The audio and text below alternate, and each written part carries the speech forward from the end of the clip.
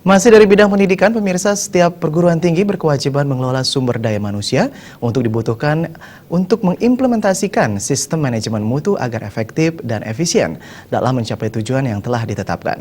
Perguruan tinggi bertanggung jawab terhadap pengelolaan kualitas pendidikannya karena memiliki peran yang sangat strategis dan penopang utama dalam menghasilkan SDM berdaya saing tinggi.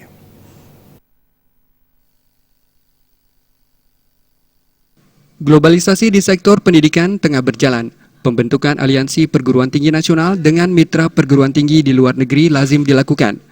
Berdirinya perguruan tinggi asing di Indonesia juga bukan lagi menjadi suatu hal yang istimewa. Ketua Yayasan Kesejahteraan Korpri Provinsi Bali, YKKPB, Anak Agung Gede Oke Wisnu Murti mengatakan, tentunya semua perguruan tinggi perlu mengantisipasi perubahan-perubahan mendasar di dunia pendidikan di masa mendatang. Persaingan akan semakin ketat dan sumber daya manusia Indonesia harus disiapkan sebaik-baiknya melalui pendidikan yang berkualitas dengan pengakuan bertaraf nasional maupun internasional yang berupa sertifikasi.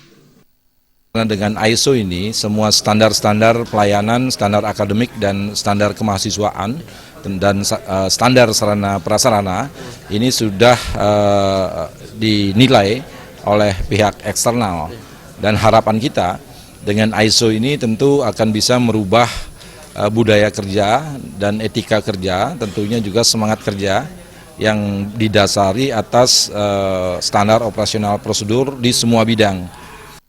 Dalam upaya mendukung keberhasilan meraih sertifikasi, perencanaan yang matang diperlukan sehingga ketika audit dilakukan, semua data rekaman sebagai bukti implementasi dari sertifikasi dapat ditunjukkan.